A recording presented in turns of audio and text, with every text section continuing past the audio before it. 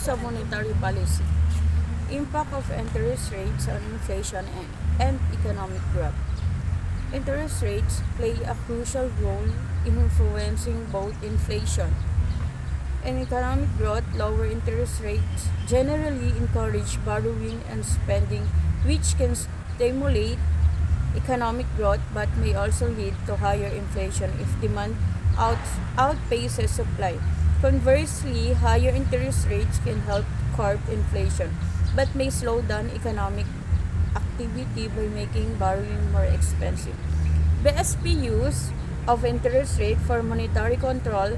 The Bangko Sentral ng Pilipinas uses interest rate as a primary tool for monetary control to achieve its object of maintaining price stability and promoting sustainable economic growth by adjusting the overnight borrowing and lending rates. The BSP can influence the cost of credit and overall economic activity in the Philippines. Influence of open market operation on money supply. Open market operations involve the buying and selling of government securities by the central bank to manage the money supply in the economy.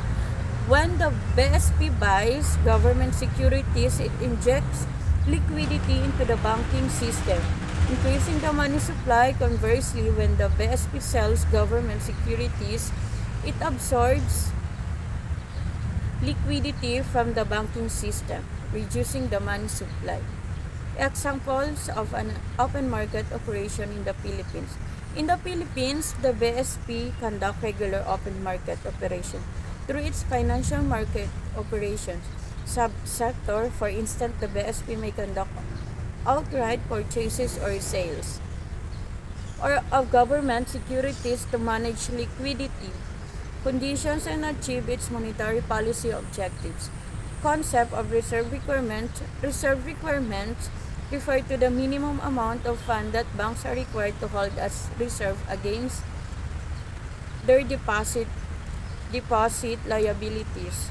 These requirements are set by the central bank and serve as a tool to control the money supply and influence lending activities in the banking system. Impact of changes in reserve requirements on banks and lending. Changes in reserve requirements can have significant implications for banks and lending activities. Lowering reserve requirements allows banks to lend out more of their deposits, thereby increasing the money supply and potentially stimulating economic growth.